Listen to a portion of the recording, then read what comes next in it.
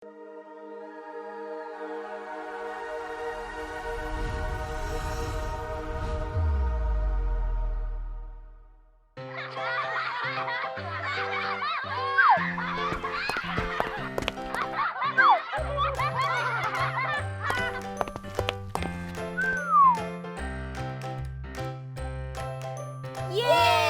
संपर्क दीदी आ गई।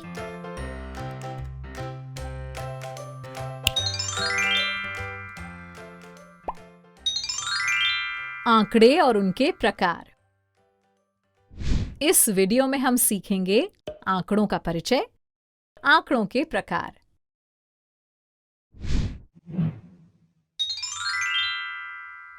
आंकड़ों का परिचय। बच्चों, इस सारणी को देखिए। इसमें कक्षा 6 के कुछ विद्यार्थियों के बारे में जानकारी दी गई है। इसमें पहले खाने में विद्यार्थियों का नाम, दूसरे खाने में रोल नंबर और तीसरे खाने में गणित विषय में उनके प्राप्तांक दिए गए हैं। तो बच्चों, क्या आप इस सारणी को देखकर बता सकते हैं कि सबसे ज्यादा और सबसे कम प्राप्तांक किस विद्यार्थी के हैं? हाँ, सबसे ज्यादा प्राप्तांक नीलम के हैं और सबसे कम प्राप्तांक शिवम के हैं। तो देखा आपने, इस सारणी से हमें कुछ जानकारियां मिली। और ये जानकारियां कैसे मिली? सारणी में दी गई इन संख्याओं से ना। बच्चों, इन्हीं संख्याओं को तो आंकड़े या डेटा कहते हैं। यानी आंकड़े या डेटा संख्याओं के वे संग्रह हैं जो कुछ जानकारी या सूचना देने के लिए एकत्रित किए जाते हैं।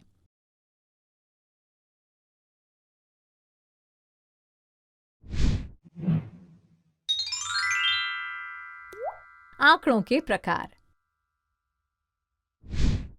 आइए अब देखें नेहा और रवि क्या कर रहे हैं। देखिए, नेहा कक्षा के कुछ विद्यार्थियों की ऊंचाई निकालकर एक सारणी बना रही है। उसने ये सारणी बनाई है। इसमें पहले खाने में विद्यार्थियों का नाम लिखा है और दूसरे खाने में विद्यार्थियों की ऊंचाई लिखी है।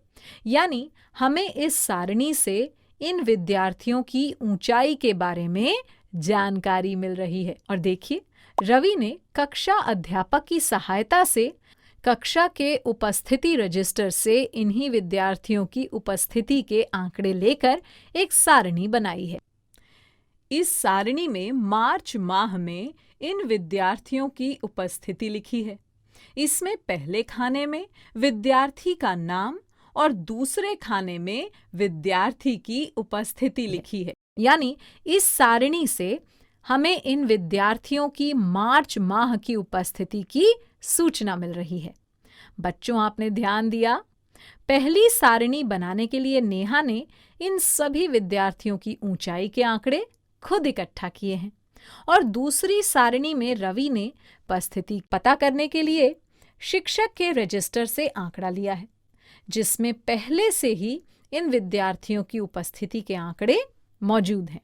तो बच्चों, ऐसे स्रोत जिनसे आंकड़े पहली बार प्राप्त किए जाते हैं उन्हें प्राथमिक स्रोत या प्राइमरी सोर्स कहते हैं। जैसे नेहा ने बच्चों की ऊंचाई पता की। और जिन स्रोतों से पहले से उपलब्ध आंकड़ों में से उपयोग में लाने के लिए आंकड़े लिए जाते हैं उन्हें द्वितीयक स्रोत या सेकेंडरी सोर्स कहते हैं।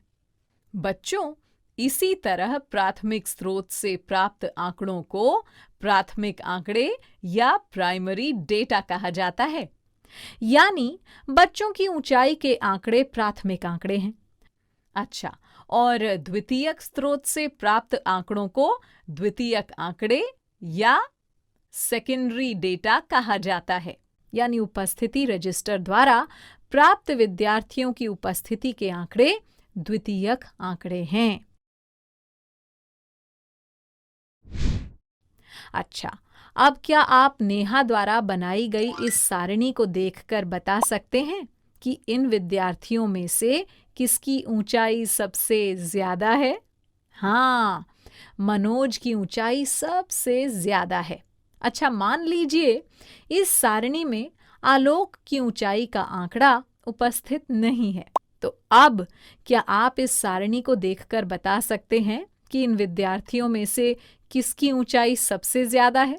क्योंकि हमें यहाँ एक विद्यार्थी की ऊंचाई का मान नहीं पता है, इसलिए हम आपस में इनके आंकड़ों की तुलना नहीं कर सकते। यानी हम ये नहीं बता सकते कि इनमें से किस विद्यार्थी की ऊंचाई सबसे ज्यादा है।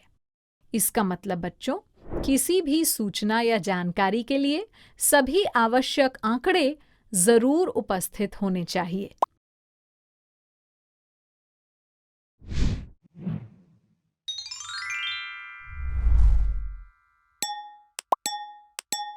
चलिए, अब मैं आपसे कुछ सवाल पूछ लेती हूं।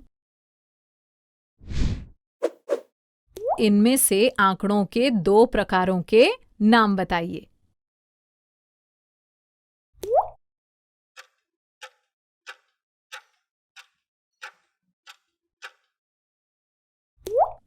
आंकड़ों के 2 प्रकारों के नाम प्राथमिक और द्वितीयक आंकड़े हैं, यानी सही उत्तर है विकल्प सी।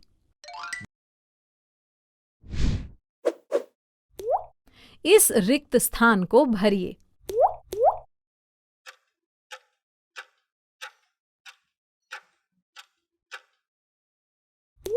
रिक्त स्थान में आएगा आंकड़े। संख्याओं के वे संग्रह जो कुछ जानकारियां या सूचनाएं देने के लिए एकत्रित किए जाते हैं, आंकड़े कहलाते हैं। अच्छा, अब बताइए, प्राथमिक स्रोत से प्राप्त आंकड़ों को क्या कहा जाता है?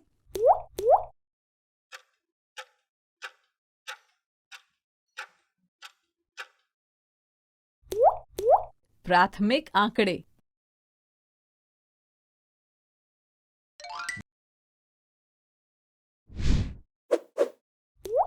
बच्चों, सुनील ने अपने घर के पास के कुछ घरों के लोगों की उम्र का आंकड़ा इकट्ठा किया है। क्या आप बता सकते हैं कि ये आंकड़े प्राथमिक आंकड़े हैं या द्वितीयक आंकड़े?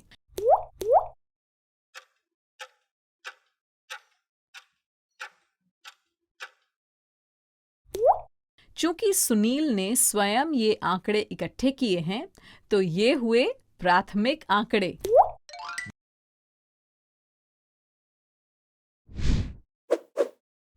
अच्छा, अब इस सारणी को देखकर बताइए कि ऐसे कितने विद्यार्थी हैं जिनको 70 अंक से ज्यादा अंक मिले हैं।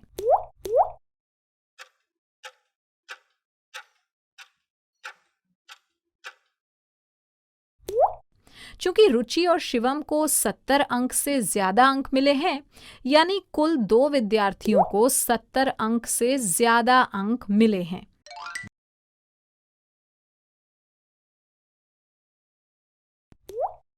बच्चों, ऐसे ही बहुत से सवाल वर्कबुक में दिए गए हैं, उनका खूब अच्छे से अभ्यास करना है। अब मैं चलती हूँ, ठीक? बच्चों, अब मैं जाती हूँ, कल फिर मिलने आती हूँ। इंग्लिश में अब होंगी बातें, मैथ सीखेंगे हंसते गाते। आपको ये वीडियो देखकर मजा आया ना? अगर आप इस वीडियो से संबंधित अन्य संसाधन जैसे कि अन्य वीडियो, गतिविधियां, क्विज इत्यादि देखना चाहते हैं, तो अभी डाउनलोड करें संपर्क स्मार्ट शाला मोबाइल एप्लीकेशन। और हाँ, अगर आपको ये वीडियो अच्छा लगा हो तो इसे जरूर लाइक करें। और भी नए नए वीडियोस देखने के लिए सब्सक्राइब बटन पर क्लिक करना न भूलें। मिलते हैं बहुत जल्द YouTube और संपर्क स्मार्ट शाला ऐप पर।